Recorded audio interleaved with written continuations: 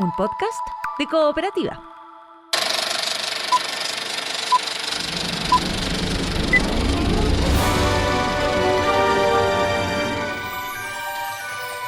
Hola, ¿cómo están? Soy Joel Poblete y este es Estrenos y Razones, el podcast que te cuenta por qué ver y por qué no ver alguna de las películas que están dentro de la cartelera nacional. Esta es una presentación de cooperativapodcast.cl.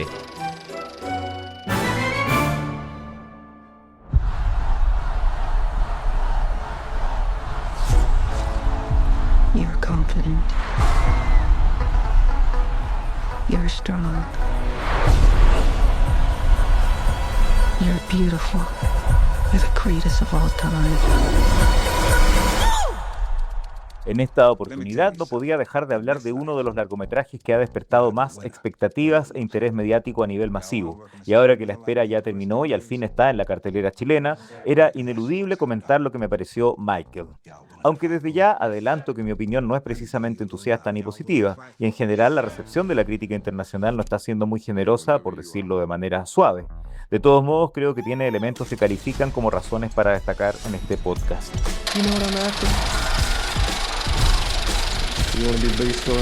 Primero, más allá de la película misma, hay que decir que inevitablemente había muchas expectativas, curiosidad e interés con este proyecto, por la icónica figura a la que aborda Michael Jackson, y eso de por sí ya es una razón por la que muchos quieren verla, independiente de lo que esté diciendo la crítica.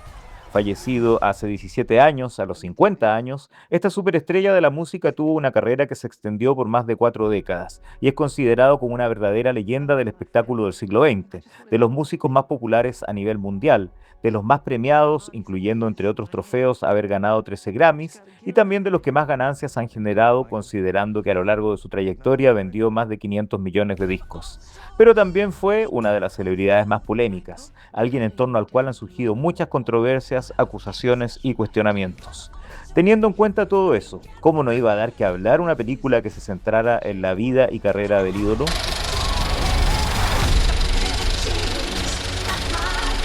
A propósito de lo anterior, es bueno recordar que además en los últimos años en la industria cinematográfica hay una fuerte tendencia a producir y estrenar películas sobre vidas de músicos famosos, por lo que eso era otra razón que desde ya generaba interés por este film.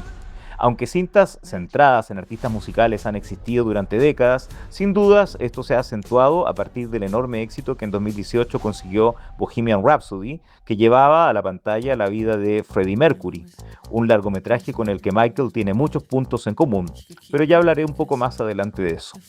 Por solo mencionar algunos de los ejemplos más conocidos, en menos de una década, posteriormente hemos visto en el 2019 Judy, centrada en Judy Garland, y la vida de Elton John en Rocketman. En el 2022 fue el turno de Celine Dion en La Voz del Amor y también se pudo ver Quiero bailar con alguien, la historia de Whitney Houston. Pero sin duda la más llamativa ese año fue Elvis. Y en el 2024 tuvimos desde un film sobre María Callas o Robbie Williams en Better Man hasta dos célebres Bob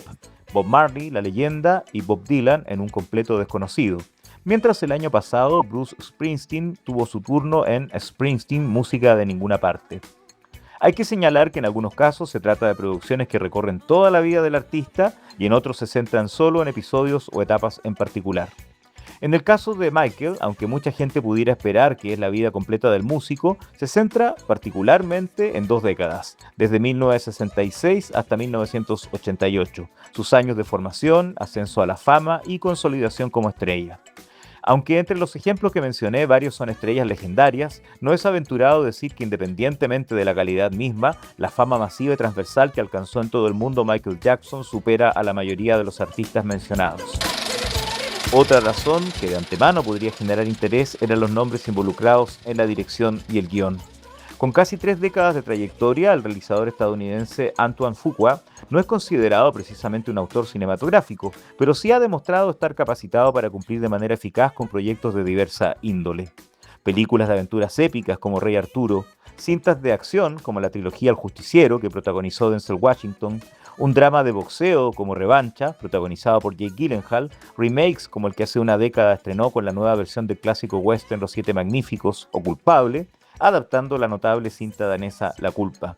Incluso ha filmado documentales como uno centrado en Muhammad Ali. Y si alguien tenía dudas sobre su cercanía con el ámbito musical como para abordar una biografía de Michael Jackson, es bueno recordar que los primeros pasos destacados en la dirección de Fuqua los dio a partir de los años 90 con videoclips junto a artistas como Prince, Julio y Bruno Mars. Y un detalle no menor es que es afroamericano, algo que suele tomarse muy en cuenta en este tipo de proyectos centrados en figuras tan icónicas. De todos modos, si surgía alguna desconfianza por haberlo elegido a él, además de todo lo que mencioné, hay que recordar que hace un cuarto de siglo dirigió Día de Entrenamiento, cinta muy bien recibida por el público y la crítica y que le permitió a Denzel Washington ganar el Oscar como mejor actor. Por otro lado, para encargarse del guión se convocó a un profesional elogiado y experimentado, el también estadounidense John Logan, dramaturgo y guionista 3 veces nominado al Oscar por un clásico contemporáneo como Gladiador y por 2 films de Scorsese como fueron El Aviador y Hugo. Logan ha demostrado con creces su habilidad para transitar entre distintos tipos de películas, porque además de las 3 que ya mencioné, también ha destacado en un drama histórico y de acción como El Último Samurái, en una exitosa película animada como Rango, adaptó un clásico de Shakespeare en Coriolano y un famoso musical de Broadway en Sweeney Todd, pero también incursionó sólidamente en la saga de James Bond con Skyfall y Spectre. Por todo esto había razones para confiar en que con ese director y ese guionista Michael podría tener una base sólida. Otra cosa es ahora poder ver el resultado, ahí el veredicto puede ser distinto.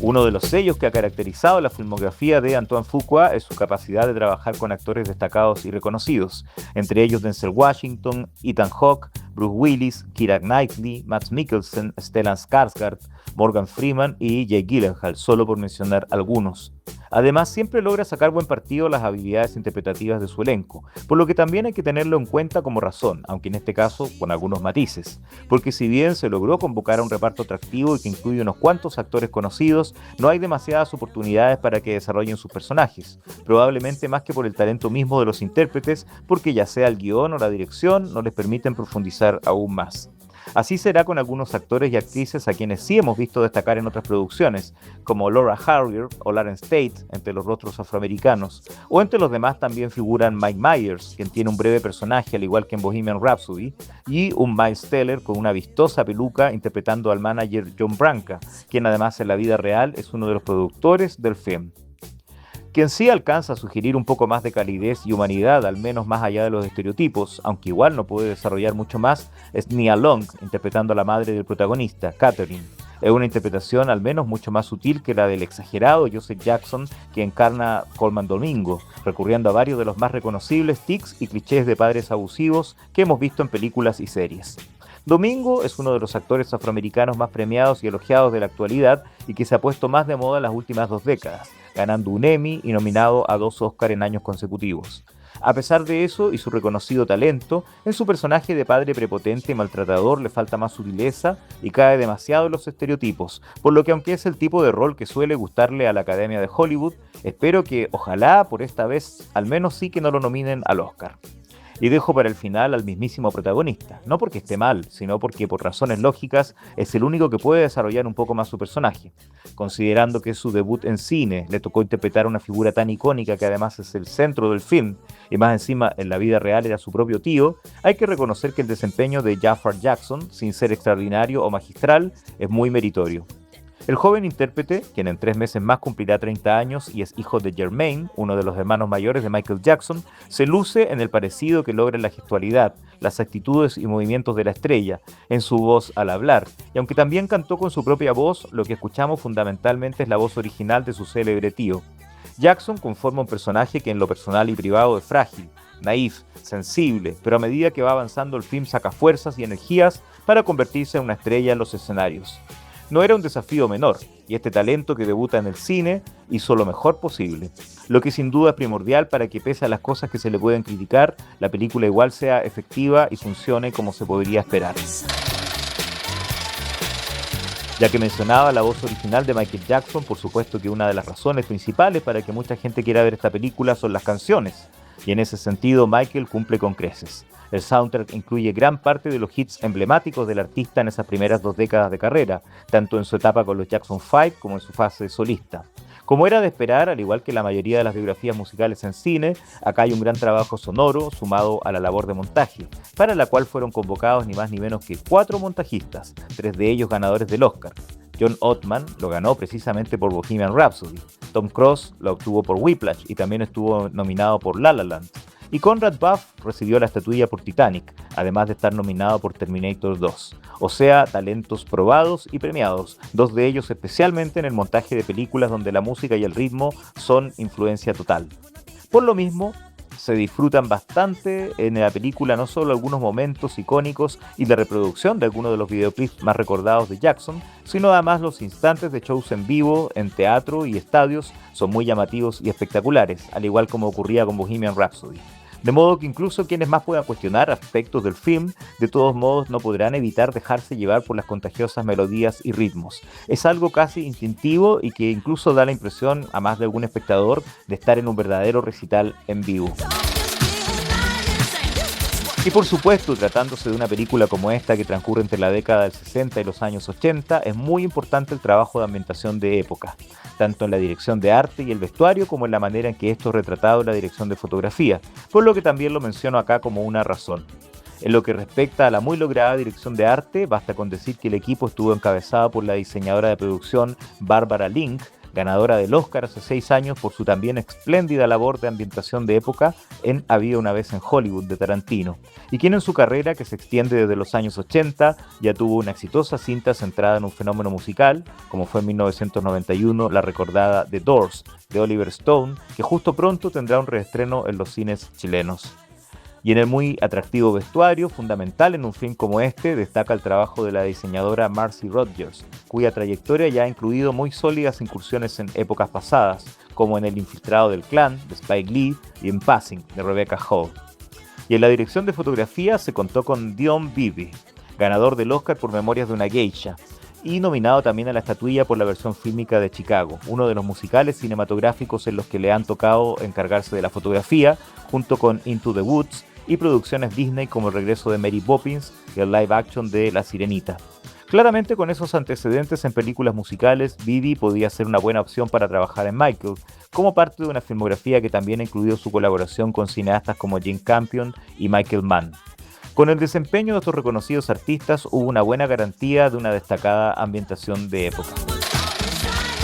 Para ir finalizando con todo lo que se puede mencionar a favor y en contra, tal cual dije al principio, la recepción de la crítica no está siendo mayoritariamente positiva. Una rápida revisión de las opiniones de algunos de los más reconocidos medios internacionales confirma que las apreciaciones han sido muy severas, ya que se califica a la película como elemental, frustrantemente superficial e inerte, mediocre o insípido y apenas competente. Se le cuestionan sus clichés y estereotipos y que no hay sutilezas ni matices, y en alguna de esas críticas se le acusa de ser una playlist filmada en busca de una historia. Cito literalmente.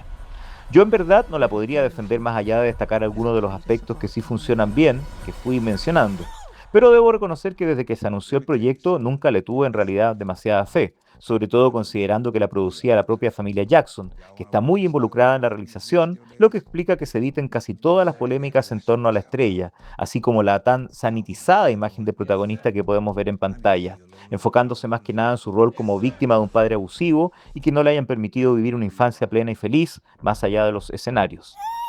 Uno de los productores principales de este film es el británico Graham King, el mismo que estuvo nominado al Oscar por Bohemian Rhapsody. Y justamente desde que se supo que se haría esta película, me imaginé que no habría demasiado riesgo de por medio y que se apostaría por seguir la fórmula de esa exitosa película que se convirtió en un fenómeno, incluso aunque la mayoría de los críticos no hayan quedado demasiado conformes con el resultado.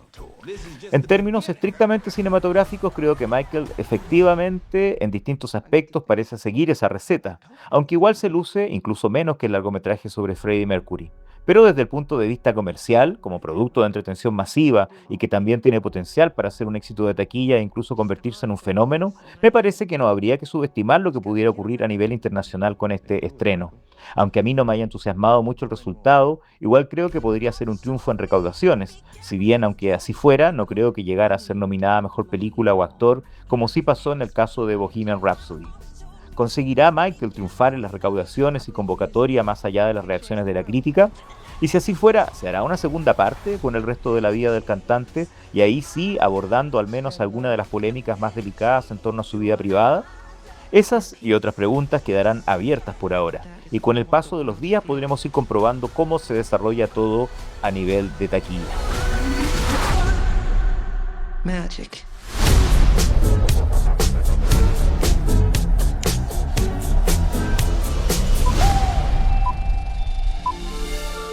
Estrenos y razones. Esta es una presentación de cooperativapodcast.cl.